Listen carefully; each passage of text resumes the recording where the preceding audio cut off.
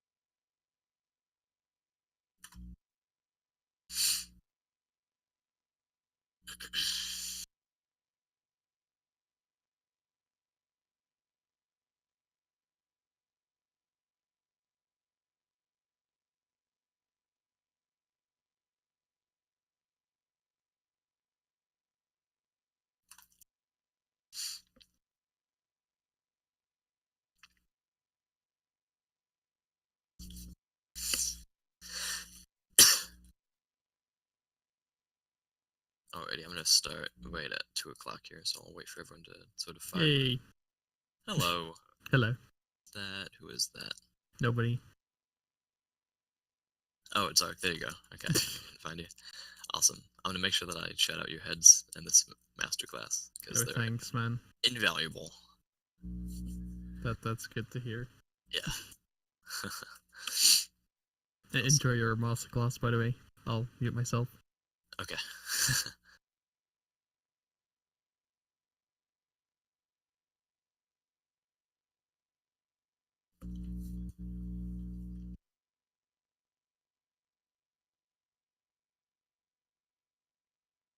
Yeah, so for any of you guys interested, I believe that the Twitch channel is just MCBCon because I'm not personally streaming it, but I believe the Twitch BuildCon Twitch is streaming it. Yeah, so for any of you guys, I'm gonna be physically speaking on Discord, and then I'm gonna be in Minecraft, so just showing around this build setup I have. So yeah, if you want to hop on the BuildCon server, do /warp interior to get here. I'm going to be showcasing some examples of interior and then doing a Q&A basically. That's sort of what this is going to break down into. And so if any of you guys have any questions about specifically what I'm talking about, any sort of quick questions, feel free to either message me in the Minecraft chat or message me on Discord privately. I'll try and give a quick answer, and then if you have general sort of questions, leave those towards the end, and I'll try and give more in-depth, detailed answers then. Yep, so the Twitch link is in the chat, and let's see. Okay, looks like we got a decent amount of people here. Awesome.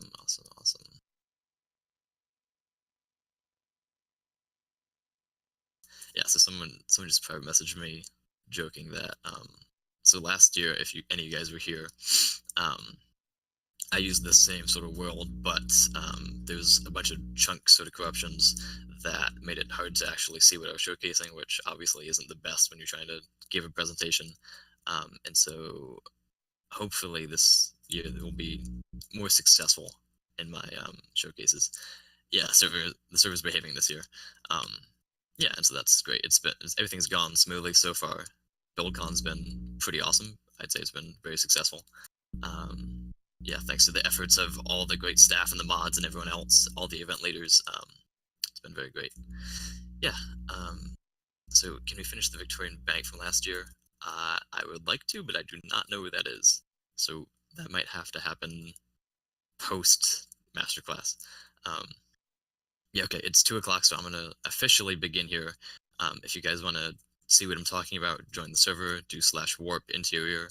And then you guys are already here in the chat. Okay. Yeah, so my name is Knuckles527. That's my in-game name. You can also call me Chase. That's my real name. I respond to both. I go by both. And today I'm going to be talking about interior design within Minecraft and sort of the elements of interior design basics. I have a bunch of examples that I'm going to showcase, and I'm going to give some advice and tips. And then, as I mentioned previously, I have some room for a sort of a Q&A. And if you have any basic questions, any quick sort of things, I'm going to try and answer those as we go along. If you have more in-depth general questions, leave those to the end, and I can see if I can answer as many as possible. And so basically we spawn here in this, or the warp takes you to this big sort of amphitheater.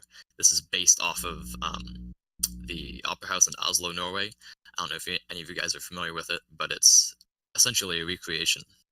And so I chose this to illustrate the fact that interior is oftentimes and truly can be more than just, building a medieval house and then spamming it with melons and chests and crafting tables.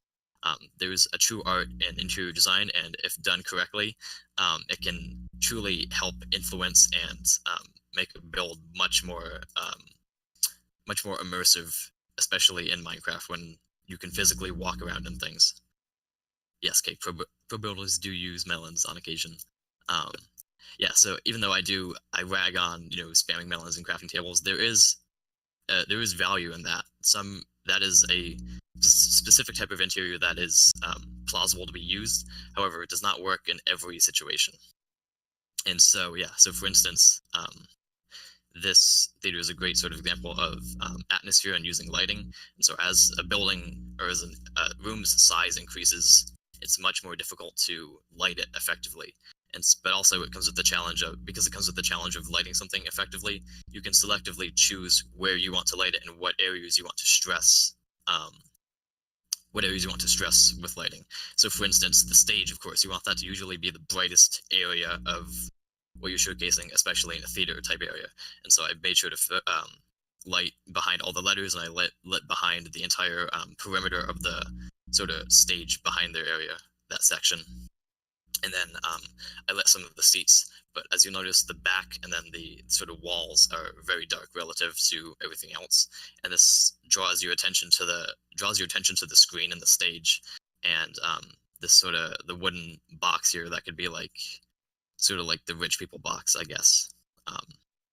And so yeah, that's basically what this whole place is. Now I'm gonna take you guys outside. So if you fly above the wooden box, there's that's the exit essentially. There's two big openings back here, or you could do, I think you guys have access to /ascend, but I would just suggest flying out here.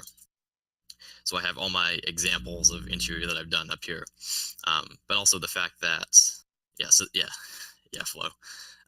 So the fact that this theater doesn't really have much of an exterior showcases the fact that buildings can still have great interior without having much of an exterior design. And so clearly this is, a very minimalist sort of exterior, but it showcases the true potential of, you can still give a mood to something, and you can still make an impact without having a super defined exterior per se.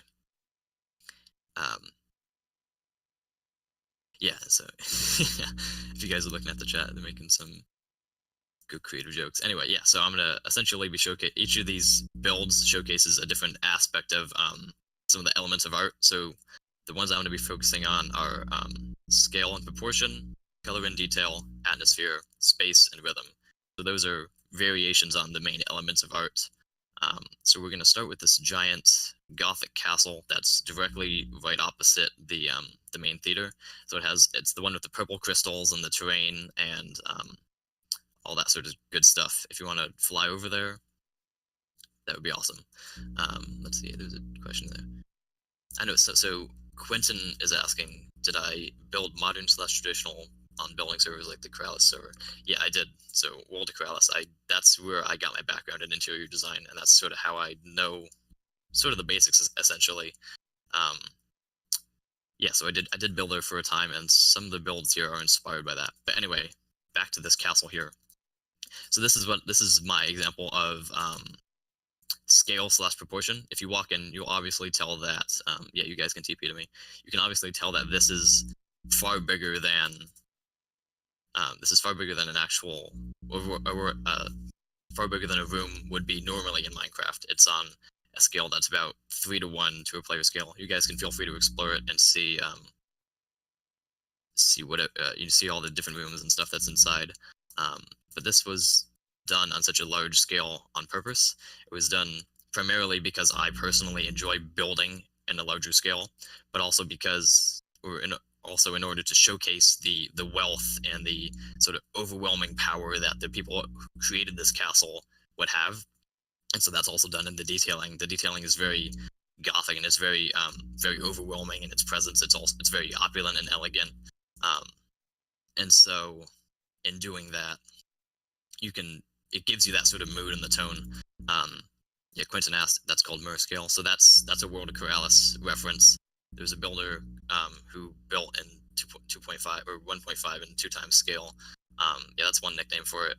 It's also something that I personally enjoy doing because I feel like grants me more detail, and grants you more freedom, artistic freedom in what you can create and how you can create and organize certain things. And so this is basically 3 floors of interior, and so it's the floor plan's sort of confusing in a sense, but it's also sort of ordinary because, as you'd expect, you have a dining table and a kitchen and a living room and bedrooms and all that sort of stuff. But it's also in the fact that it's confusing, it also helps to showcase that, or helps to emphasize the mood of this being sort of this overwhelming, creepy, sort of unnerving place. Since there's no other humans in it, you're usually, when you explore this, you'd be alone.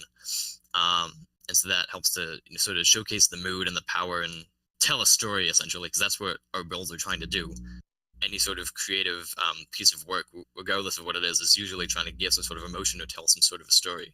And the story I wanted to showcase or highlight, or the mood I wanted to make people feel when they explored this, was this sense of elaborate unnervingness, I guess.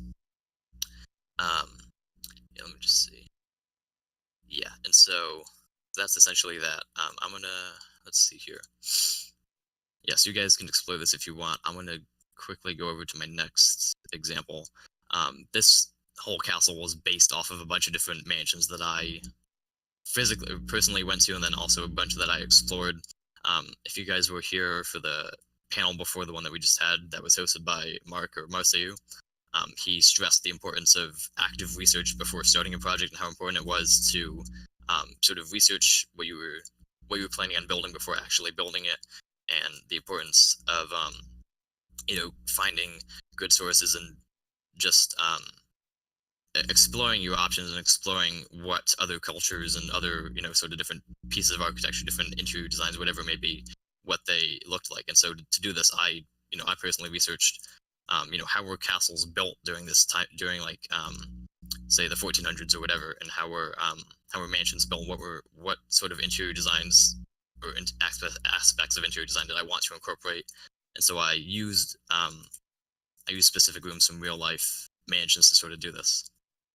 Anyway, I'm gonna go to my next example. You guys can follow me if you want, or you can just continue exploring. So my next example is the second castle. If you go back outside, it's the smaller castle. It's sort of off to the right.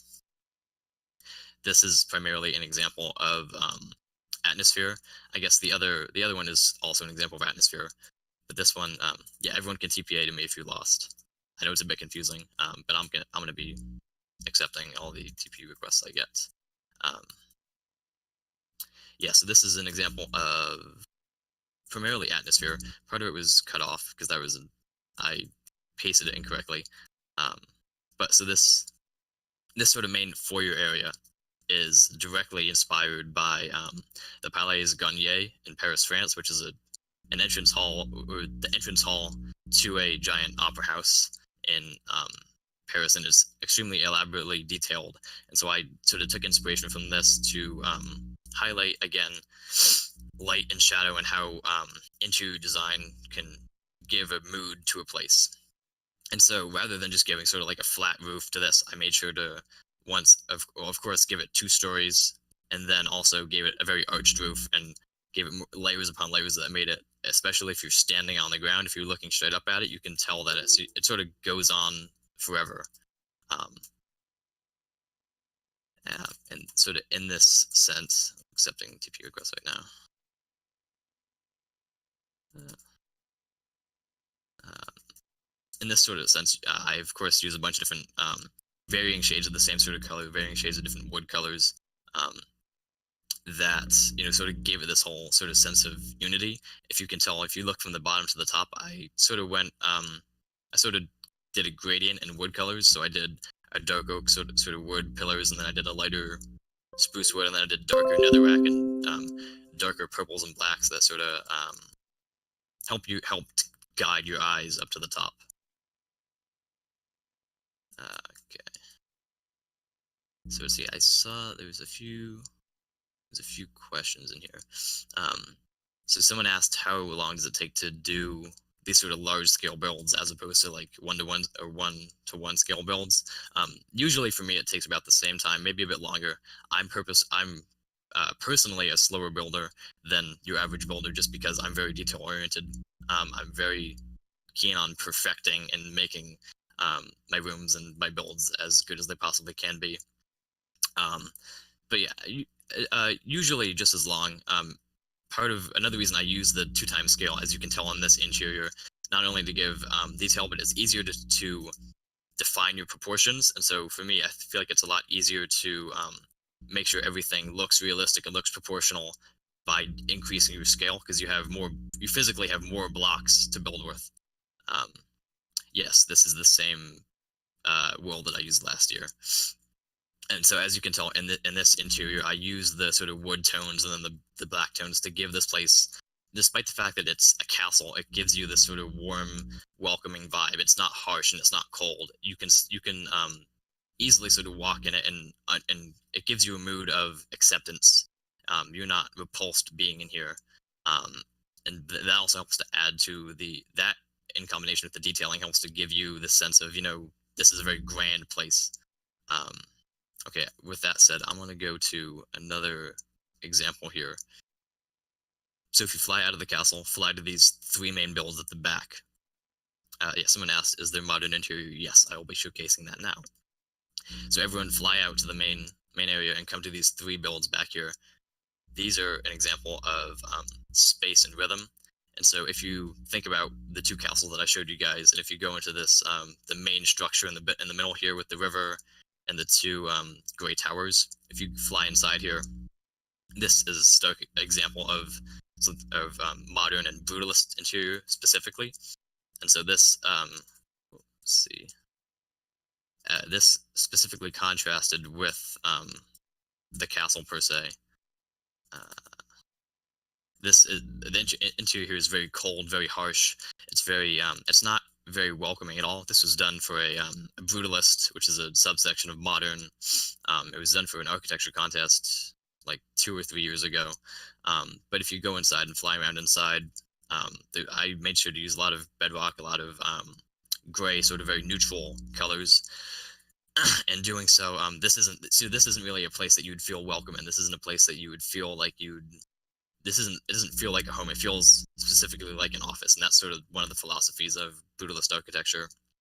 Yeah, thank you. Someone just complimented my use of bedrock. So this is so this was essentially an office building, and so going with the theme, I particularly focused on the concept of form following function, which was basically used during the creation of modernism in the 1950s. And so that basically said that the form of your building, what it physically looks like, should follow what its function is, what it functionally does.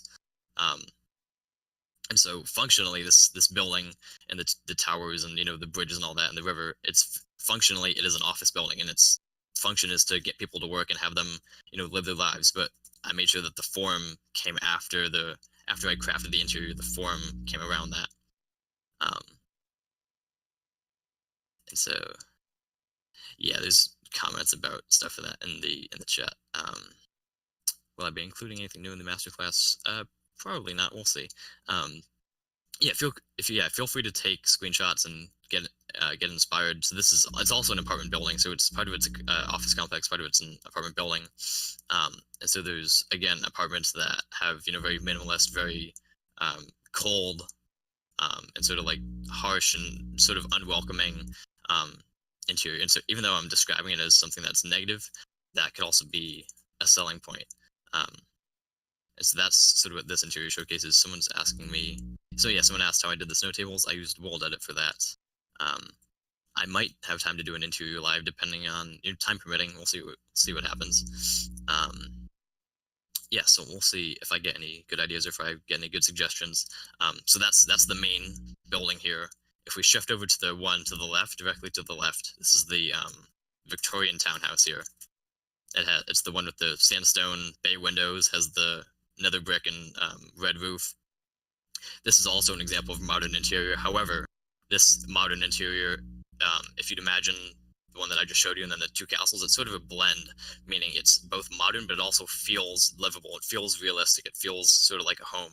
And I did this again by using sort of warmer colors, warmer wood colors, and then sort of like milky, dark nether brick in contrast with the variations in wood colors. And so this bottom here, this is supposed to be like a Starbucks essentially. There were heads that I used in the head date and Arcanix's out of Arcanix's head database that got removed when I pasted it. Yes, Cake, you can get a frap. But yeah, so this is supposed to be sort of like a Starbucks. So of course, in my references, I referenced coffee shops and like hipster sort of coffee bars. And so to do that, I used, of course, the sort of white neutral colors of the modernist style, but then I of course used wood and I used green particularly as a sort of contrast to that. And so even though this is modern, it doesn't feel jarring. It feels like you can see yourself sort of living and working here, per se. And then if you guys go up the staircase to the right of the sort of Starbucks, this takes you to the second floor. If not, you can just TP to me. But this showcases the actual apartment sort of complex on here on top of the Starbucks. And so this, of course, is again very modern, sort of ultra modern, very minimalist. But it also feels more like a genuine apartment, something that you could genuinely see yourself living in. And so I did that by, of course, physically introducing plants and introducing wood materials, and then using sort of like a stone floor. But then also using, furniture that is different than what you'd expect when you think of, or when most people do interior design. They usually just stack a few stairs and into like an L shape basically, and then they usually just stack a few stairs into an L shape and then do some upside down stairs to a table, which is all well and good and can usually work for most interiors, but for something modern it usually doesn't. And so the reason I did this whole build, as the majority of my builds, on a 2-to-1 scale, is I can make couches and tables like this in this opening foyer here. Obviously this is a 2-to-1 scale, but it grants me a different sense of design that gives me more artistic liberties to expand and make something look realistic, I guess. Yeah, and so one of the ways I actually came up with this interior, this was done for a real life project where I was tasked with designing a modern sort of townhouse. I used primarily Pinterest to look up modern furniture designs basically, and I made a Pinterest board of all these different couch designs and table designs and fireplace designs and all that sort of stuff. And then I sort of combined them and did trial and error to see which ones fit, and then I sort of combined them into this townhouse. So you can feel free to explore, of course. But sort of back here on the first floor, we have this modern sort of kitchen and this like open studio sort of layout. Again, using the same color palette of wood in combination with the modern whites and blacks. And then we have the chandeliers, of course, and we have sort of the sink and all that sort of stuff. And then there's the bedrooms up top. I'm just accepting TP requests. Yeah, there's the bedroom up the staircase again, and there's 2 bedrooms, I guess, and then one of them has a balcony, so you can feel free to explore. One of the main things, though, that I like to emphasize, particularly in the majority of my builds, is a sense of verticality. So usually I try and make sure that I include some sort of a balcony in most of my builds, regardless of what it is. It could be modern, it could be whatever.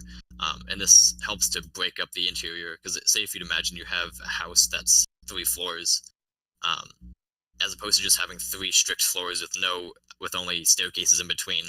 Adding a balcony gives a sense of a very grand feeling and a very open feeling, and just gives a different atmosphere to something that to a build that otherwise wouldn't have a break between the floors. And so I did this because personally I always try to envision myself living in a space.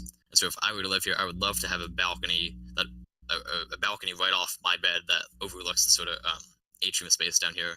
And it also allows, of course, natural lighting. So you have these giant sort of bay windows, allows lots of natural light in, and helps to circulate light throughout the building, essentially. Yeah, and so with that said, I'm going to move on to one of my last examples. So everyone, get out of the townhouse if you want. Otherwise, you can just keep exploring. And then we're going to go all the way down to the small Roman villa here. So if you go to the third structure, the one with the sandstone and the brick roof, or you can just TPA to me or TPA to Cake. I believe she's also following me. Yeah, so this Roman sort of villa here, that's my second to last example, and then I'll actually start going into things. Here, basically, this is something that I use to showcase the fact that when building interior, every room should have a purpose. And so when most people think about, or when most people approach interior, they usually do the job of they're usually tasked with essentially trying to fit a square peg into a round hole, meaning they've already built their exterior, they've already built the exterior design, and they're trying to now wedge some sort of an interior, some semblance of interior design into that. And that is the inferior. That's not the best way of doing it.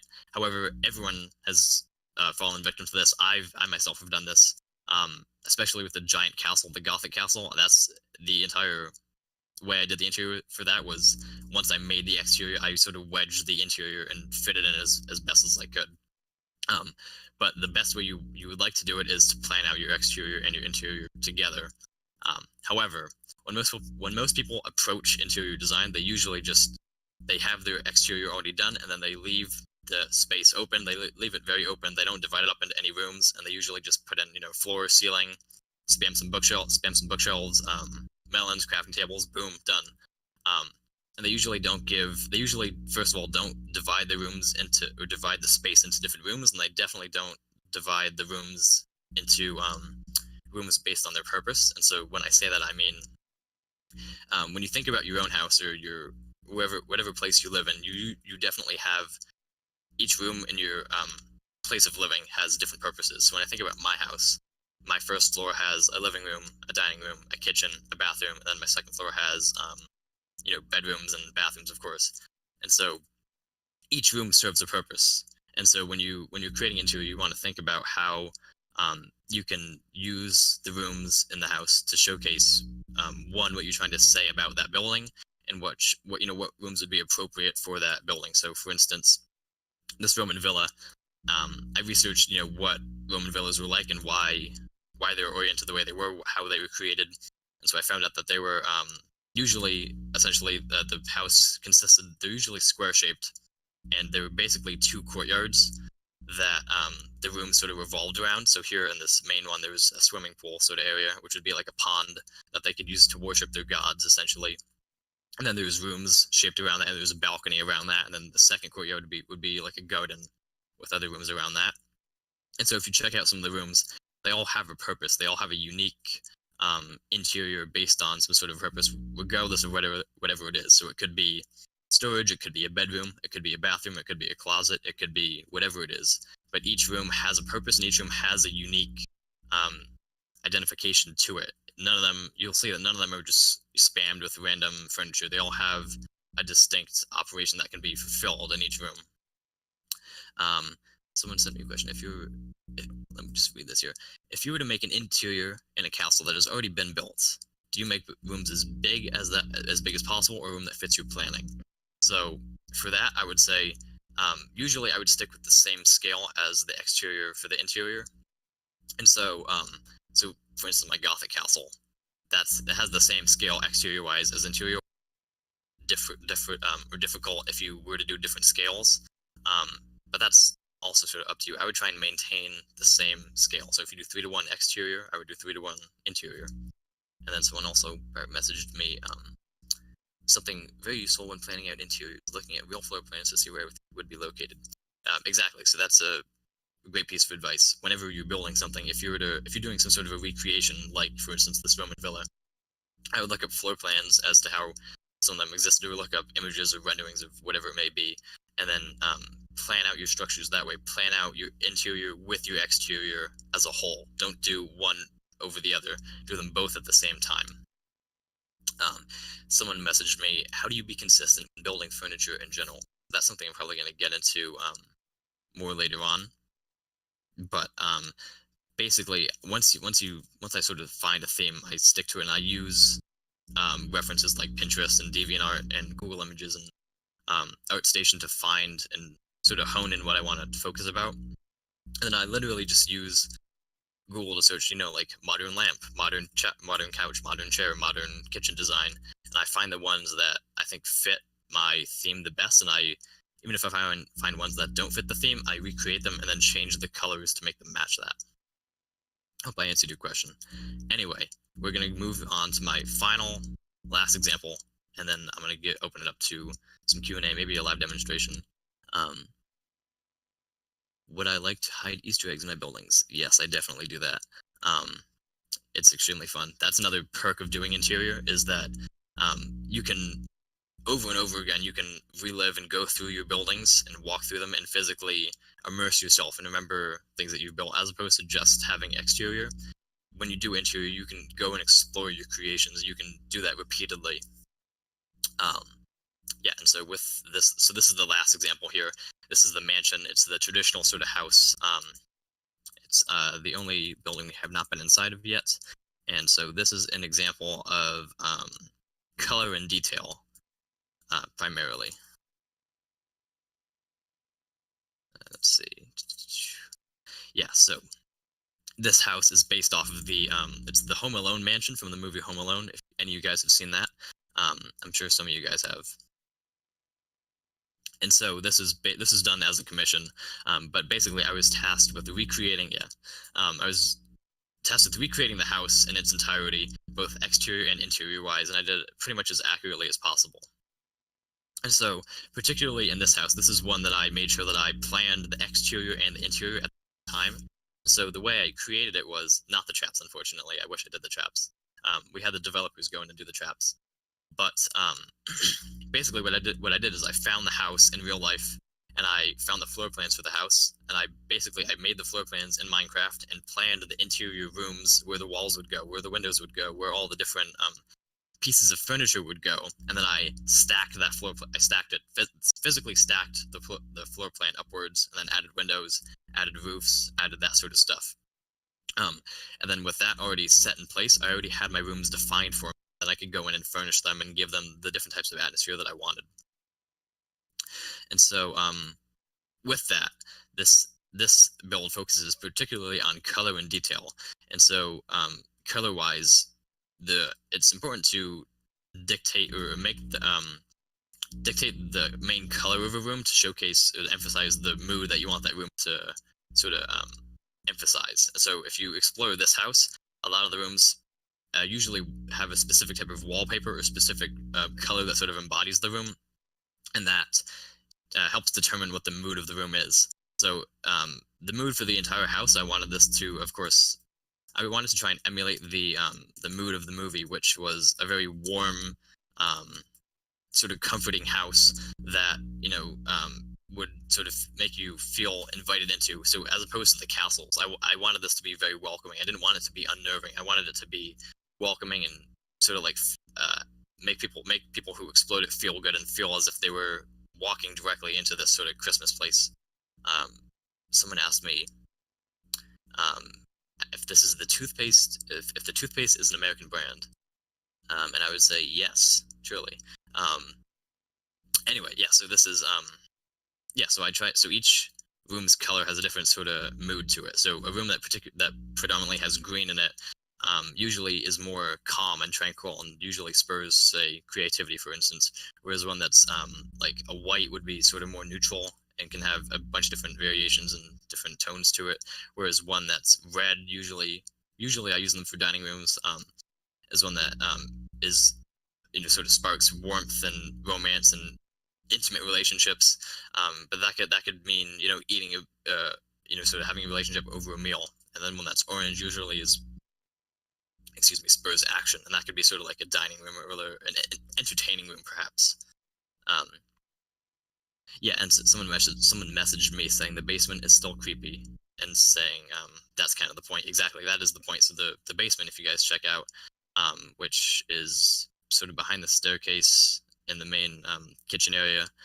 Um, Basically, the house has the basement too. Which, if you guys have seen, the basement is supposed to be creepy because Kevin, the main character in the movie, he's scared of the boiler room down there, and he's scared of the furnace.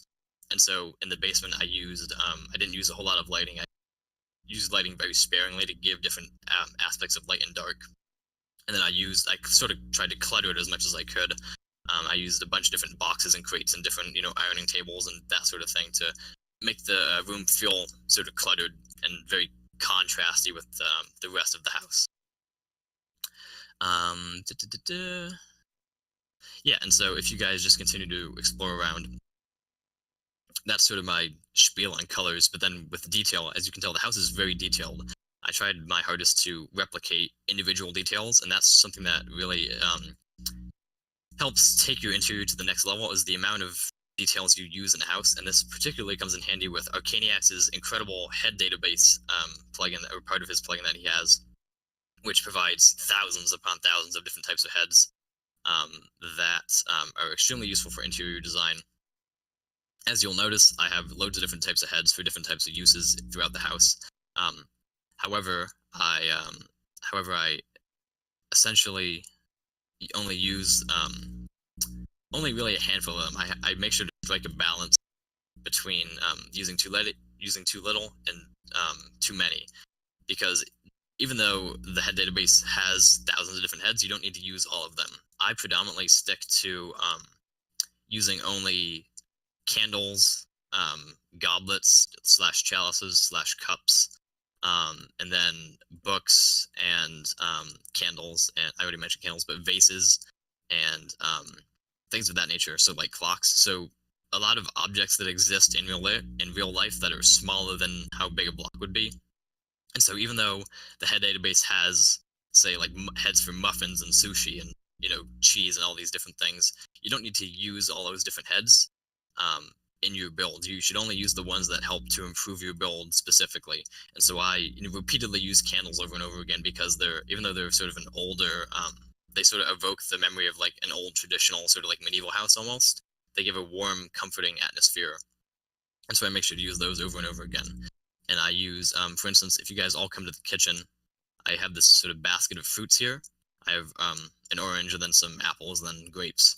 And so this is a great sort of detail that helps make your house more realistic and feel more lived in, because it has it's literally something that would exist in real life. And then here, of course, I have like a television, and I have this red thing is supposed to be on like a teapot on the counter here. And then there's these white sort of glass things, which could be containers of flour, or they could represent a whole bunch of different things. I tried to do like a microwave and different like dishwashers and a fridge and all these different sort of knickknacks and pieces of furniture. But yeah, so if you where should we go? I have a whole bunch of different detailed sort of like objects around the house that really help to give it life and make it feel lived in. So that teapot is just one example. Lamps specifically, if you guys ever see a brewing stand with a piece of glass and a wither head on top, that's supposed to be a lamp. And so I used a bunch of lamps all over the place to sort of give the semblance of, or help to further give the mood and sort of like the atmosphere of something that's lived in and house during this sort of time period. So there's even more on the second floor too. But yeah, essentially this is predominantly the build for details. If we go up to the second floor, so if we go up the main sort of staircase here, or the secondary staircase, I included a bunch of different plants too. 'Cause something else that's important is making sure that you fill up your rooms. You figure out what objects you want to fill your rooms up with. And so predominantly, I always make sure if I feel like my room is empty and I'm missing something, I always resort to including bushes or plants, and then from there I see what else I need. Maybe a table, maybe different couches and plants specifically. Regardless of what interior you're doing, they usually help to give you some sort of atmosphere, and it's great because nature has thousands of different types of plants, so you can pick the type of plant that fits your interior the best. And so for this interior, as you can tell, I use lots of different types of flowers to give different like sort of bouquets. Then I also have bigger bushes and bigger plants to sort of fill up the rooms and give them this more lived-in, sort of like polite-looking feel, I guess. Someone asked me the question, would you recommend using a texture pack when learning interior or just use vanilla? So as you guys can tell, all these builds have been in vanilla. Personally, I prefer building in vanilla because it's more of a challenge. I feel it's a lot harder to make something look realistic in vanilla than it is to use, like, say, like a modern texture pack.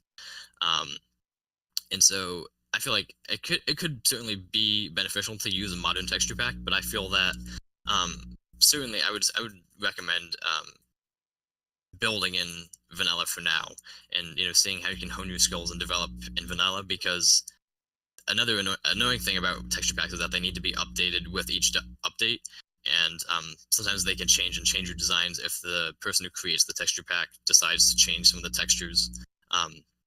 And so with this, I personally prefer using vanilla.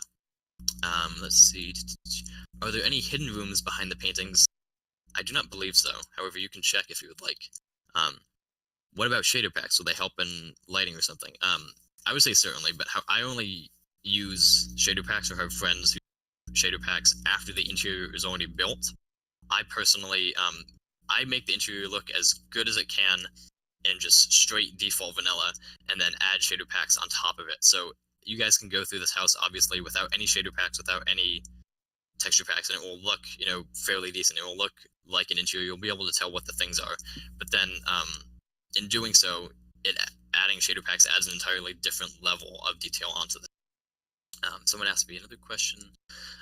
What would you think of the mod Chisel and Bits? Yep, I'm familiar with it. So I haven't worked with that mod, but I've seen YouTube playthroughs of mod packs that use that mod, and I'd say that's an extremely great mod to use if you have the potential to work with that. I can't even begin to imagine the possibilities it has, particularly with interior, as it essentially uses blocks or micro blocks that are smaller than a block, and so you can work with cubes that are, say, 1/4 the size of a block, and you can create a load of different types of pieces of furniture, different objects within an interior or even within an exterior. So if any of you get the chance to play with that mod, I would definitely suggest that. It certainly seems to be extremely beneficial. Yeah, let's see. What do I think of the new textures coming to Minecraft? That is a touchy subject for me. I personally I'm not a fan of any of them. I'm also a stickler when it comes to change sometimes. I try to be open, but I love the Minecraft textures as they are, and I do not feel like there's no reason for them to change, I don't think. Part of that could just be me, given the fact that I built everything that I've built has been built in vanilla and has been built to look good in vanilla.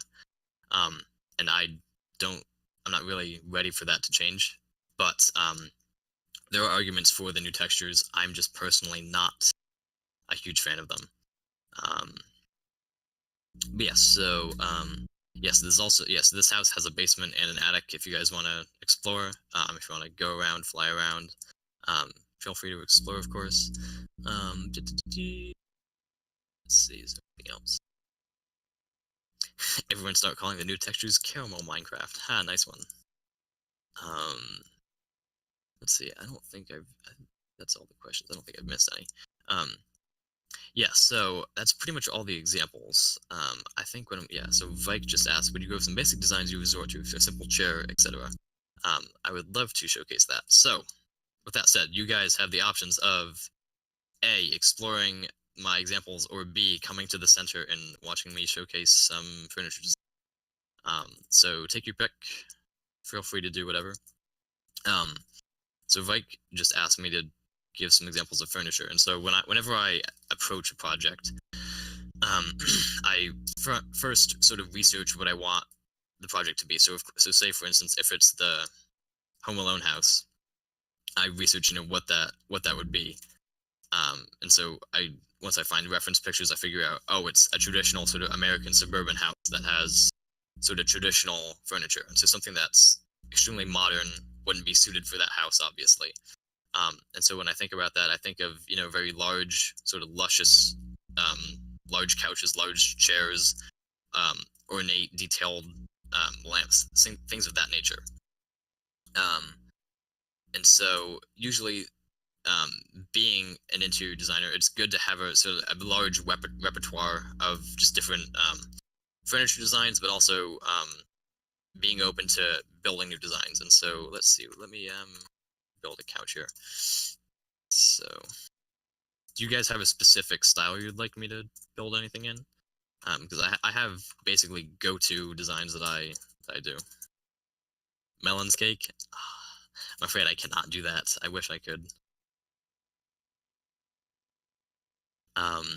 Greek. Let's see. Let's do the. Yeah. So you guys. Remember scale Greek. Okay. So. Yeah. Greek slash. So yeah. When I. Greek. Okay. IKEA. You know what, Mr. Swede? I don't appreciate that. Because IKEA has every type of interior imaginable. But yeah, someone said Greek. So.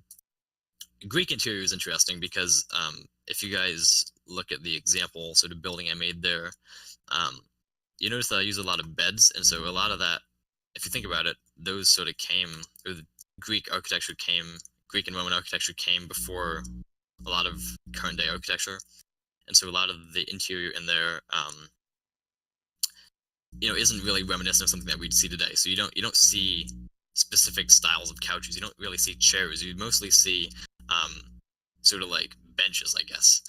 So if you explore that interior, what I sort of did was basically different variations of benches. And if you look up images and references of what actual Greek and Roman houses look like, usually they're basically just benches with sort of like armoires and cabinets around there.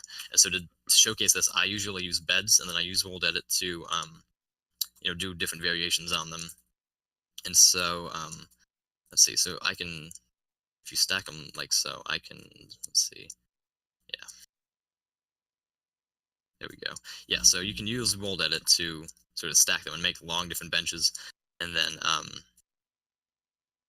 couches in the Roman triclino. Yes. That sounds correct. But yeah, if you look at the Roman house, I usually use a lot of benches and then a lot of sort of like stacked shelves, I guess, because the whole thing about Roman architecture is they didn't really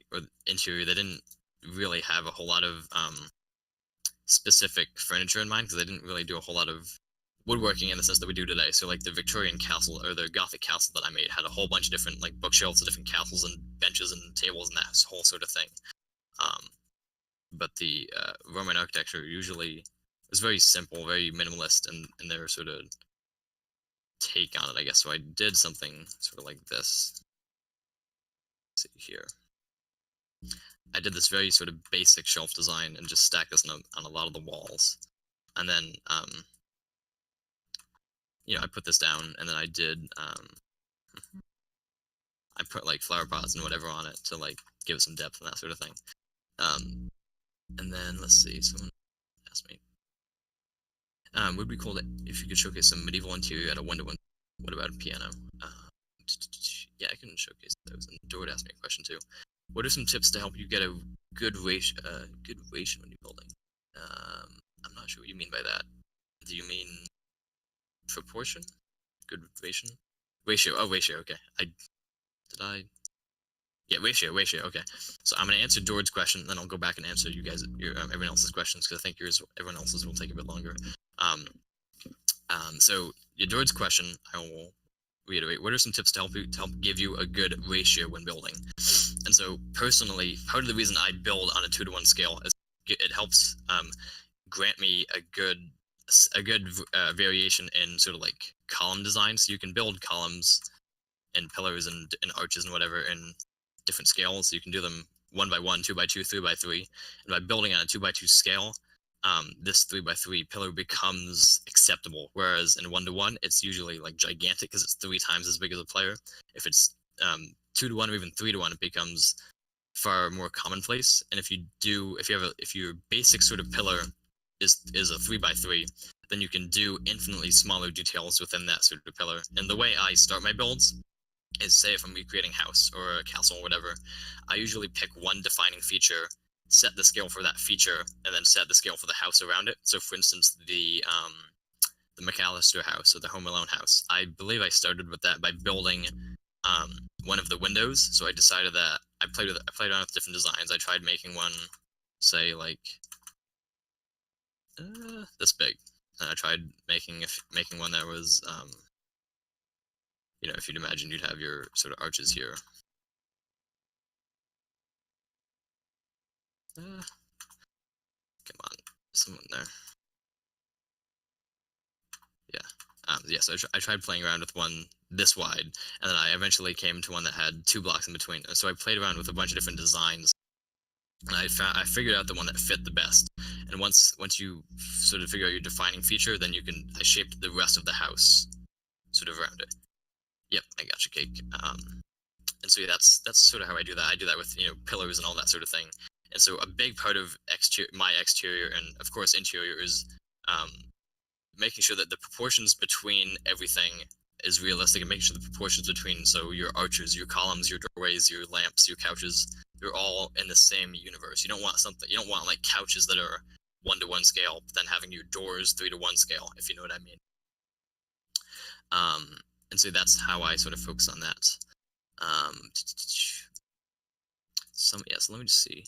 How do I make a piano? And then I'll see. I can show. So I have different types of pianos that I use. And then before I get to that, so Haylost asked, how do you normally measure scale? So to do that, I sort of explain that, but I determine that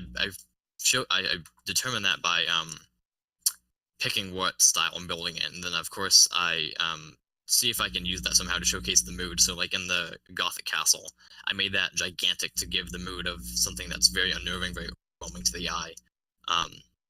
And so I just build sort of how I recreate buildings in Minecraft so that they look good, not so that they're realistic. And so obviously I took some artistic liberties with the Home Alone house.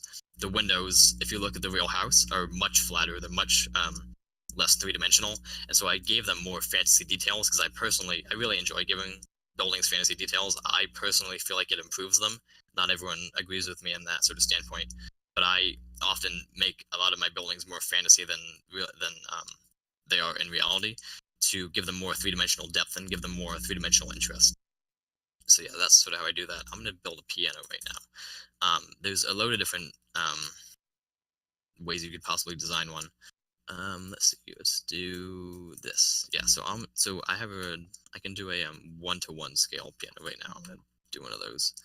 If you look in the Victorian castle, or the Gothic castle, I'm sorry. There's an example of a 2-to-1 scale piano. Then I used the same one, I believe, in the Home Alone house. And yeah, and so that the size of your piano obviously depends on how big you want your building to be. And let's see. Yeah, so when doing interior design, if you particularly have a style that you build in often, so say if you often build in medieval, you would want to build up a repertoire in that style and figure out what would fit in that style. So you wouldn't really see as many couches. You wouldn't really want a whole lot of couch designs or chair designs. You want to probably focus on like fireplace designs, because that's sort of what they stressed. And then you'd also try and want to visualize, what would a medieval house sort of look like during those days. Usually it would be sort of like a dirt floor, maybe even a stone floor, and depending on how rich the patrons of the house were, they may have only had they might not have even had a kitchen. They may have just had a fireplace with a cauldron in it, and that would dictate which rooms you would have in your house. cleaning those fantastic windows would suck, wouldn't it? Yes, it would. It certainly would. People seem to show. Yeah, exactly. So Kate brings up a good point in the chat. Yeah, she mentioned that people seem to struggle a lot with medieval. Just to be fair, in medieval times, furniture, as we know it, was only just being introduced. Very simple and lots of wooden materials. Exactly.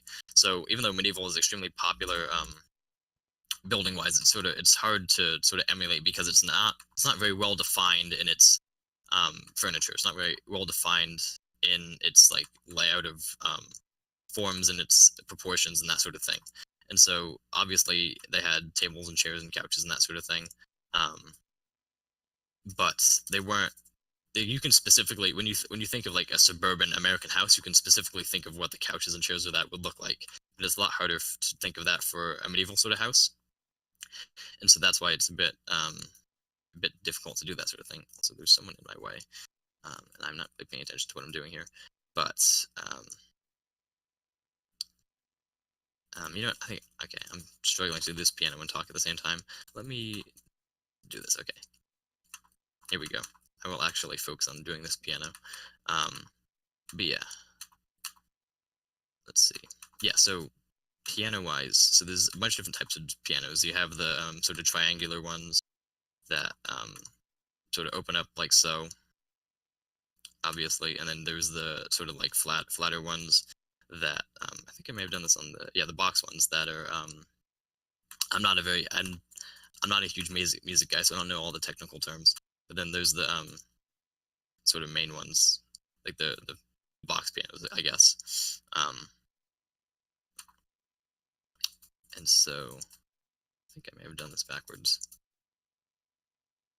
I may have, but something sort of like this. Usually a triangular design with the lid or the case coming up like that.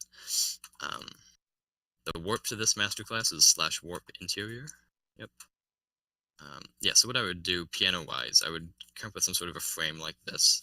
I know what I would do. I would try and make this fence here connect sort of like that. And then basically, if you think about how a piano works, it's a bunch of different strings that are pulled when you touch the keys. And so I would try and emulate that somehow, maybe with like note blocks. So obviously you can't see the keys, or you can't see the strings, but something like that maybe. And then you can try and decorate it with a bunch of different things on it. Apparently the box pianos are called studio pianos. Good to know, yeah. Yes, there's a bunch of different types of pianos and organs that exist and that have various different types of designs. Yeah, and then getting back to the medieval thing, Cake mentioned, it's more limited, specifically referencing chairs and tables. And actual beds are rare unless using grand houses, and they tended to use straw mats and mattresses for like cots, which is entirely accurate. So like before, I guess beds really came about during the Renaissance, or the widespread beds came about during the Renaissance, and even later after that. And so, of course, like houses that were prior to that, so during the medieval period and during the Roman period, they usually used straw mats and straw cots, which is possible. It's possible to create, but it's a lot more difficult and a lot more challenging to effectively showcase that and showcase what that could look like. Yeah, so let's see. You can also use dragon heads on armor stands to create black keys. Yes, true. Something that I did a while ago is where you can use fence gates on armor stands and spawn them right into these quartz slabs right here. And if you when you create armor stands, the players, if you attach a block to their head, they're a lot smaller. And if you spawn them, like say like 10 of them right in these 3 white tiles here, you can create piano keys using fence gates on the heads of armor stands.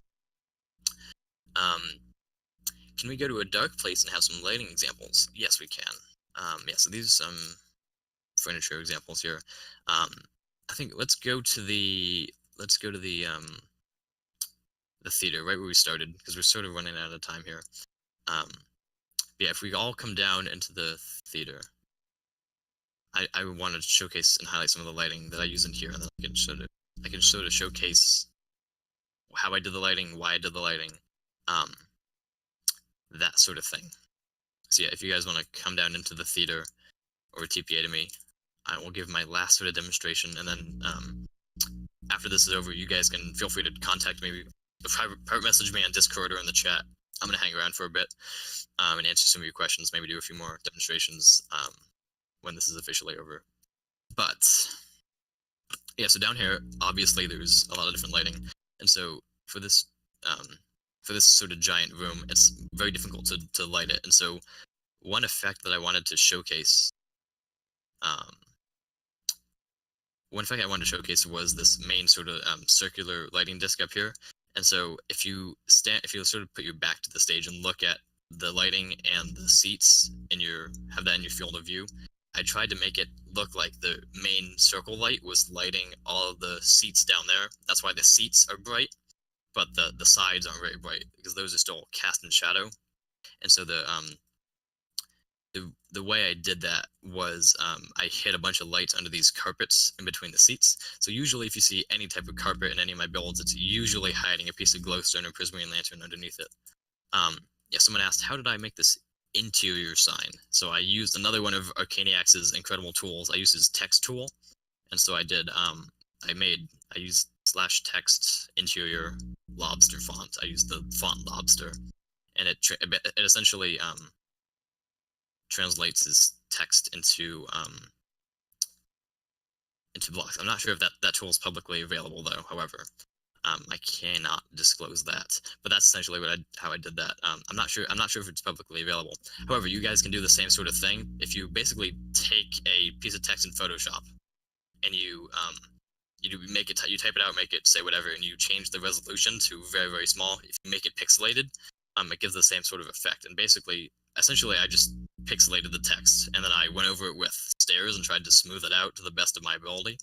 So I tried to, so especially on this E here, I tried to make it sort of connect to the R. I tried to smooth out some of the curves, and make it, very smooth and fluid in that sort of sense.